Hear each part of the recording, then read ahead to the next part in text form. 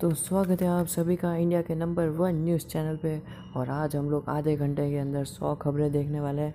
और आज की खबरों का टॉपिक होने वाला है केमिकल काइनेटिक्स। मेरे वादा अनुसार मैंने 3 चैप्टर बताए थे। मैथ्स के अंदर डिफरेंशिएशन, फिज़िक्स के अंदर मैग्नेटिज्म और केमिस्ट्री के अंदर केमिकल काइनेटिक्स के पार्ट 1। डिफरेंशिएशन तो वन शॉट ही हो गया, ठीक है। और इन दोनों के भी पार्ट 1 आ चुके हैं। मैंने अपना वादा पूरा किया। अगले जो टॉपिक्स के ऊपर वीडियो होंगे मैं कम्युनिटी पोस्ट में अपलोड कर दूंगा, वहाँ से आप लोग देख सकते हो। ओके, तो चलो करते हैं धूम धड़ाका, शुरू करते हैं। आज के वीडियो में मैं केमिकल काइनेटिक्स की थ्योरी को कवर करने वाला हूँ और मेरे ऊपर विश्वास करो, इसके अंदर मैं सारे के सारे टॉपिक्स को कवर कर लूँगा। ओके, सो बिना किसी बकवास के चलो शुरू करते हैं। वैसे लोग बकवास बहुत करते हैं और मेरे को वो लोग पसंद भी नहीं है। तो ऐसे तो मुझे मैं ही नहीं पसंद होना चाहिए क्योंकि मैं ही बहुत बकवास करता हूँ। चलो, आखिर केमिकल काइनेटिक्स है क्या? बेचारे केमिस्ट्री वाले इसमें भी काइनेटिक्स डाल दिया, उनके नाम का तो कुछ बचा ही नहीं। ऐसे भी है ही क्या, पूरा एक्सपेक्शन ही तो है। Expectation. Okay, the branch of chemistry the branch of the branch of chemistry which deals with study of the rates of chemical reaction, the factor affecting the rates, and the mechanism by which the reaction proceeds is called chemical kinetics.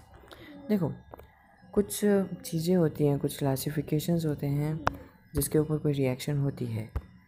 यार ये pen अच्छे नहीं होते इसके अंदर एक तो। ओह वाह, ये हुई ना बात। वैसे मेरी क्लास में टीचर्स इस कलर से लिखते हैं, मतलब लेट्स सी, ठीक है, on the basis of rates. ठीक है, कोई बहुत ज़्यादा फास्ट हो सकता है जैसे कि प्रिसिपिटेशन ऑफ AgCl, कोई बहुत स्लो हो सकता है जैसे रस्टिंग ऑफ आयरन, या फिर जैसे कि आपके मार्क्स। ओके, और reaction taking place at moderate speed, यानी कि लगभग हाँ ठीक है चल रहा है और सब ठीक बस चल रहा है। Rate of a chemical reaction, दो टाइप की रेट होती है, एवरेज रेट और इंस्टेंटेनियस रेट। एवरेज रेट पूरे रिएक्शन के अंदर प्रोडक्ट की कितनी अपीयरेंस है वो, और रिएक्टेंट की कितनी डिसअपीयरेंस है, ऐसा सब कुछ। तो देखो, बट इसको ऐसे देखा जाता है जैसे कि average rate of reaction is in decreasing concentration of R upon time taken. यानी कि अगर मैं फॉरवर्ड स्टेप्स में बात करूँ तो जब हम लोग रिएक्टेंट से प्रोडक्ट की तरफ जा रहे हैं तो जो रिएक्टेंट की कंसनट्रेशन के अंदर डिक्रीज़ हो रहा है अपॉन टाइम, उसको मैं एक एवरेज रेट बोलूँगा। And vice versa, increase in concentration of P product by delta P by delta T. ठीक है, ये भाई यार डेल्टा का मतलब मत पूछना। हाँ, इंस्टेंटेनियस मतलब, अरे सॉरी, डेल्टा का मतलब फाइनल माइनस इनिशियल, बस और कुछ नहीं। इंस्टेंटेनियस रेट, इसमें थोड़ा सा लॉजिकल है और थोड़ा सी दिमाग की एक दो नसें चलानी पड़ेगी, चला लेंगे, है ना वैसे दिमाग। मैं यहाँ पढ़ रहा हूँ ऐसे, rate of change of concentration of any one of the reactant और product at particularly instead of time is called instantaneous rate. देखो, कभी भी ये बात ध्यान रखना, एसोसिएशन रीजन में बहुत बार आ चुका है कि rate of the reaction is always positive. हाँ, हमेशा पॉजिटिव होती है।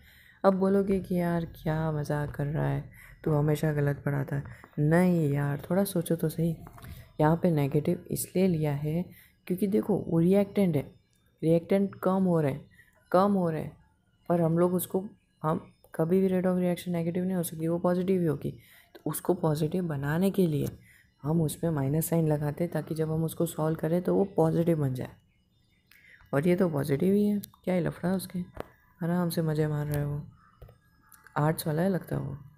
Units of rate of reaction, देखो नीचे एक है ना टेबल दी हुई है, उसमें से देख लेना, ठीक है।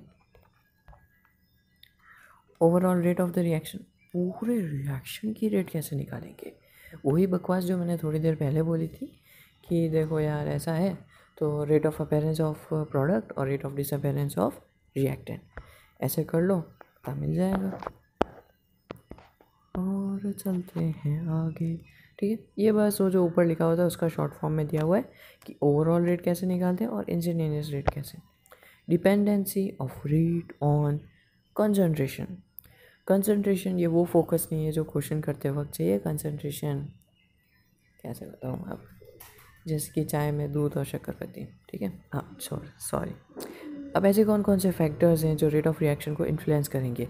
इन्फ्लुएंसर्स, इंस्टाग्राम वाले, रील्स, ओके, अच्छा तो देखने लगता है। Factors influencing rate of reaction, सबसे पहले कंसनट्रेशन ऑफ रिएक्टेंट कितना सब कुछ है, प्रेशर, गैसेस के अंदर प्रेशर, टेम्परेचर और कैटलिस्ट।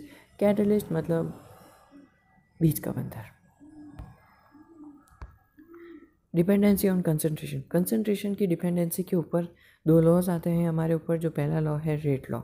रेट लॉ के अंदर होता कुछ नहीं, हम लोग उनके रिएक्टेंट्स को या फिर प्रोडक्ट्स को लिख लेते हैं और उनके कोफिशिएंट से हम उनकी पावर को रेस कर देते हैं, ठीक है, देख सकते हो। और ये आपको आपकी क्लासेस में भी अच्छे से बता दिया होगा, मैं बस ऐसे ही रिवाइज़ करा रहा हूँ कि क्या क्या होता है, ठीक है ना। बाकी क्लासेस में काफ़ी अच्छे से कराया जाता है। Above equation is known as differential rate equation. K is proportionality constant is called rate constant. Rate law is an expression is given in the terms of molar concentration with भाई ये पूरा है, हाँ वो हो नहीं रहा है, term raised to some power which may or may not be same as stoichiometric coefficients of reacting species, a balanced chemical equation.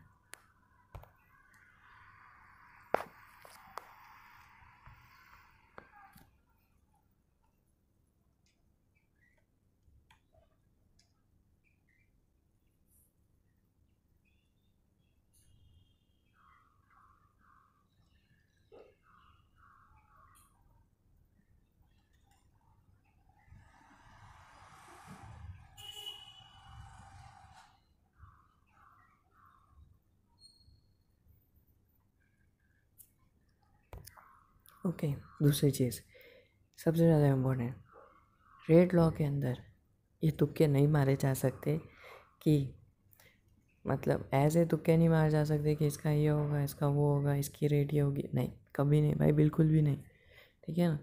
तो ये वो जो तुक्के मारने की आदत जो जेई के पेपर्स को सॉल्व करने से आई है या फिर डीपीपी को सॉल्व करने से आई है, यहाँ मत मारना, तुक्केबाज। ऑर्डर ऑफ रिएक्शन, अब बात आती है ऑर्डर ऑफ रिएक्शन। देखो, जिस स्टोइचोमेट्रिक कोफिशिएंट्स की मैंने पहले बात की थी, बस उन जिनको हमने पावर से उछाल फेंका था, वही बात है। उन दोनों को अगर मैं ऐड कर लेता हूँ तो फिर मुझे ऑर्डर ऑफ रिएक्शन मिल जाती है। कुछ जनरल चीज़ें होती हैं, ठीक है, उसके बारे में मैं कमेंट बॉक्स में लिख दूँगा कि नेचुरल रिएक्शंस क्या होते हैं। डबल डिस्प्लेसमेंट रिएक्शन का तो मैं भी बता देता हूँ कि डबल डिस्प्लेसमेंट रिएक्शन जो होती है वो हमेशा थर्ड ऑर्डर की होती है, ठीक है। नेचुरल रिएक्शंस यानी कि ग्लूकोज वगैरह, फोटोसिंथेसिस, ये किसके होते हैं। न्यूक्लियर रिएक्शंस फर्स्ट ऑर्डर होती है।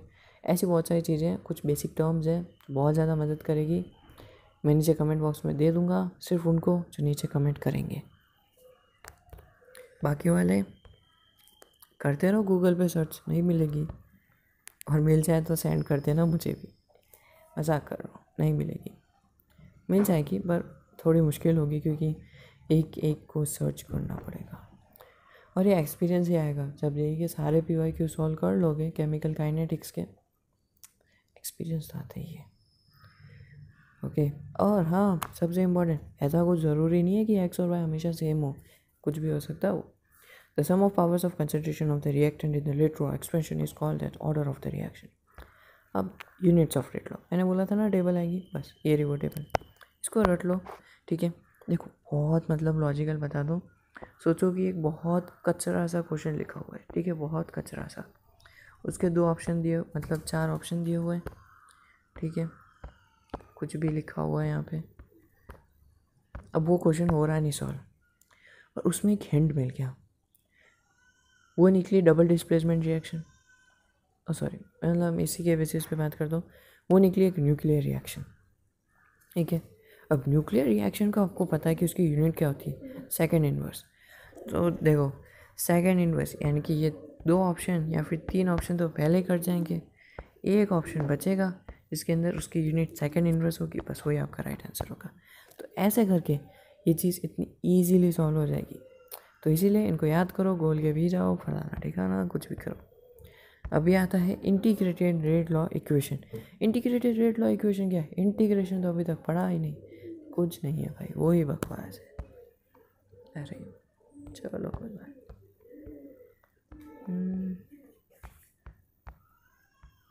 हाँ, तो ज़ीरो ऑर्डर रिएक्शन के लिए तो देखो इंटीग्रेटेड रेट लॉ वो फालतू सी कोई भी कुछ नहीं है, वो सब कुछ एक बकवास है, बस यहाँ ध्यान दो।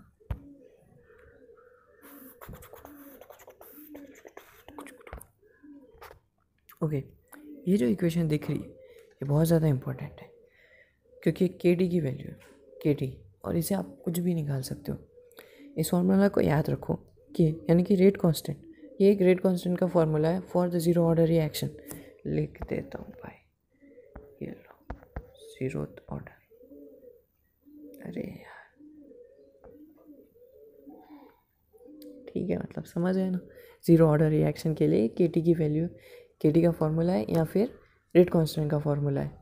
देखो आर नॉट है इसके अंदर इनिशियल कंसनट्रेशन, आर है इसके अंदर फाइनल कंसनट्रेशन, टी है time taken for the reaction, और के है रेट कांस्टेंट। इससे कुछ भी निकाल सकते हो, इससे 4 चीज़ें निकाली जा सकती है, कई बार 5 भी, और बहुत सारी चीज़ें। ठीक है, ज़ीरो ऑर्डर के लिए था।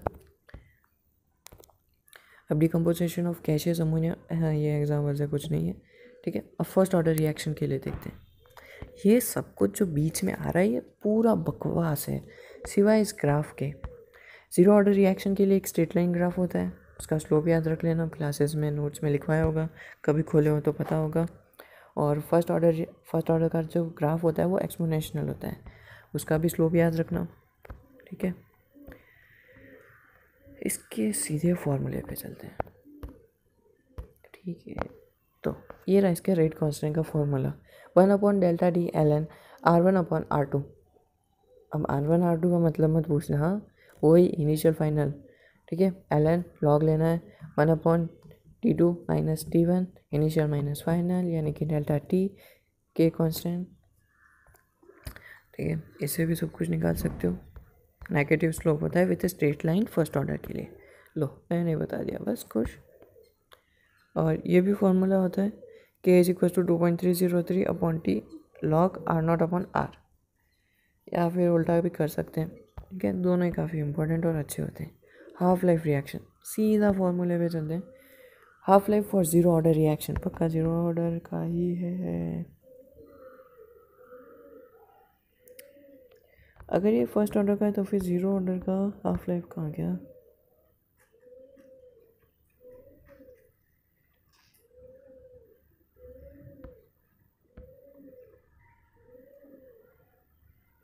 ओह हाँ, ये ज़ीरो ऑर्डर का है।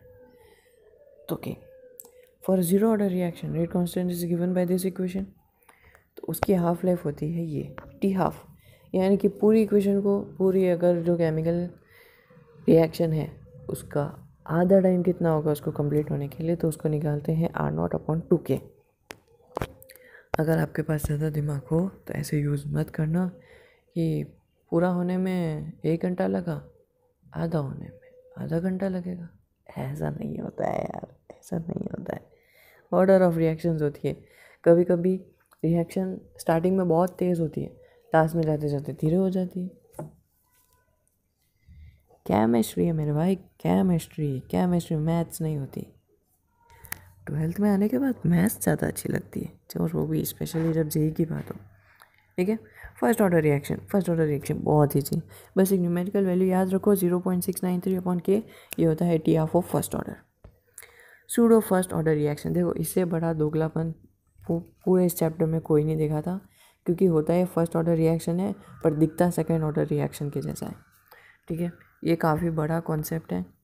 ठीक है, तो इसको प्लीज़ अपने नोट से रिवाइज़ करो, और अगर नहीं कर सकते हो तो अपने टीचर्स से जाके उन्हें कन्विंस करो और उनसे पूछो। ठीक है ना, ये काफ़ी बड़ा और काफ़ी इम्पोर्टेंट टॉपिक तो मैं नहीं कह सकता हूँ। ठीक है, मतलब मीडियम टॉपिक है, नहीं पढ़ोगे तो कुछ नहीं, ऐसा पहाड़ नहीं टूट पड़ेगा, क्योंकि जितना कुछ भी अगर आपको पता है, रेट कांस्टेंट तीनों इक्वेशंस के लिए, हाफ टाइम तीनों इक्वेशंस के लिए, nth ऑर्डर के लिए हाफ टाइम और रेट कांस्टेंट का फॉर्मूला, तो बस काफ़ी है भाई, आपका 80% चैप्टर हो चुका है। अब आता है practical methods of determining order of reaction.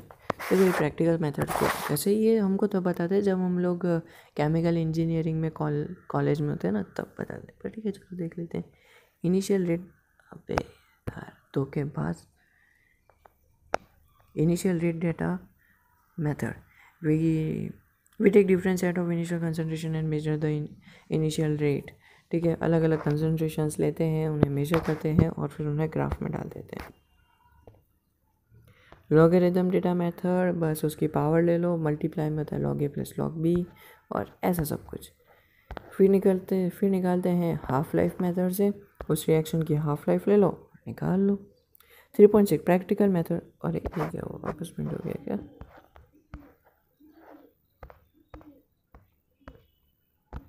एक सेकेंड, कुछ प्रॉब्लम हो गई लगता है।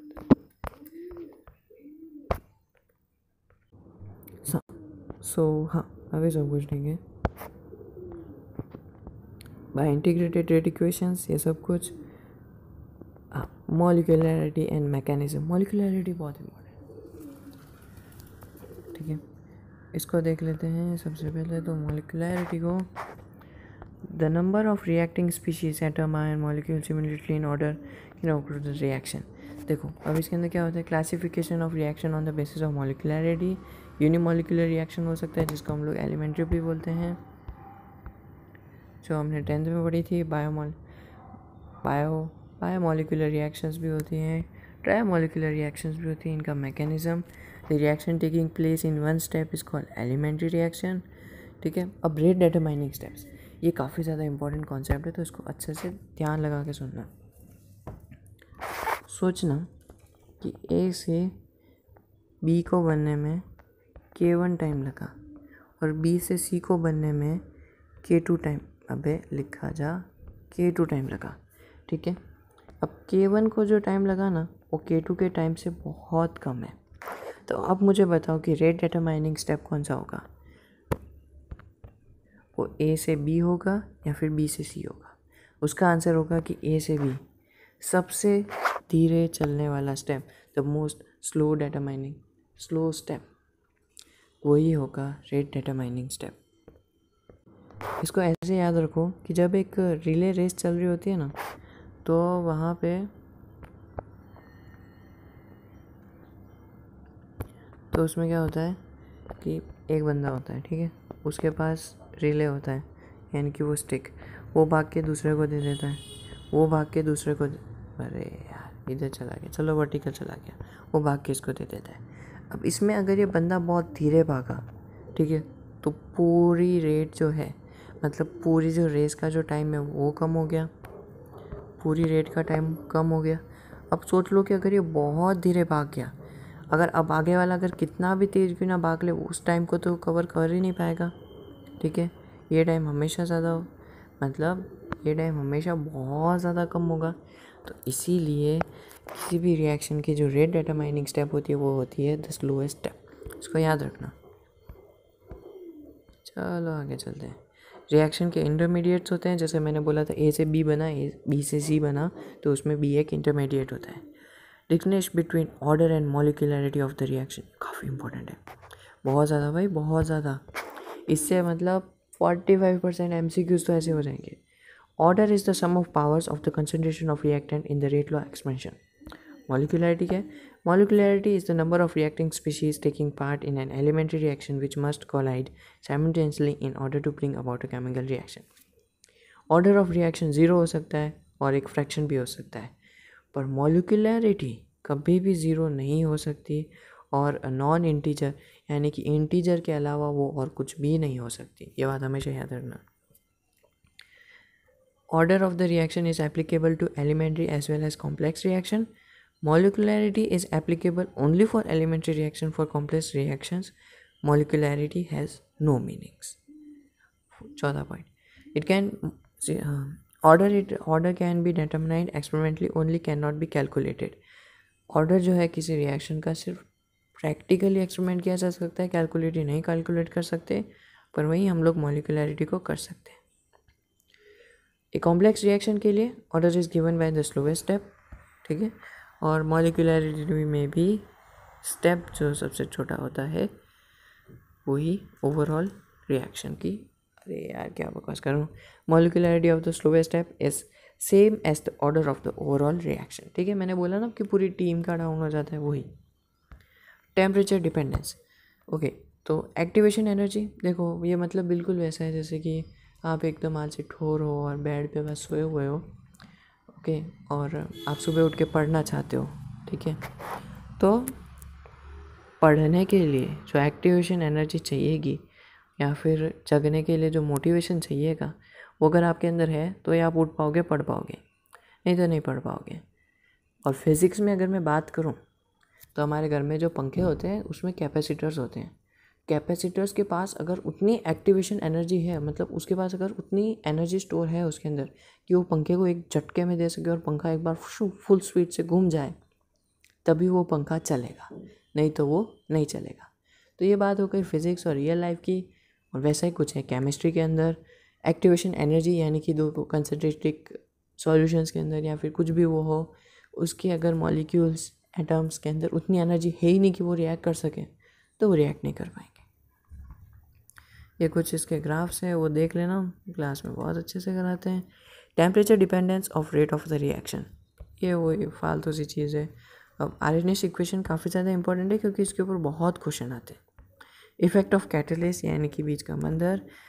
According to the catalyst in substance which alters the rate of reaction without itself undergoing any permanent chemical change. According to the intermediate complex theory, reactants first combine with catalyst to form intermediate complex, which they decomposes to form the product regaining.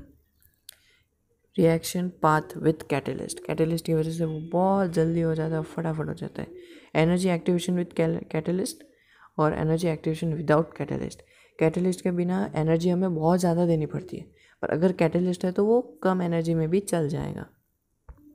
मतलब जैसे homework अगर बहुत ज़्यादा है तो फटाफट हो जाएगा, और अगर होमवर्क थोड़ा कम है तो ठीक है चलो बाद में कर लेंगे, ऐसा सब कुछ है। कोलिजन थ्योरी पढ़ा देंगे, क्या ये है भाई। Energy factor, colliding molecules must have energy more than threshold energy. Steric probability factor, colliding molecules, इसका फॉर्मूला बहुत ही इंपॉर्टेंट है। अभी ये कुछ इंपॉर्टेंट फार्मूलाज हैं रेट ऑफ रिएक्शन के लिए। आर्हेनियस इक्वेशन और ये फर्स्ट ऑर्डर, इसके लिए स्क्रीनशॉट ले लो भाई और इसको गोल के पी जाओ। देखो ये स्क्रीनशॉट लेना ज़्यादा अच्छा रहेगा।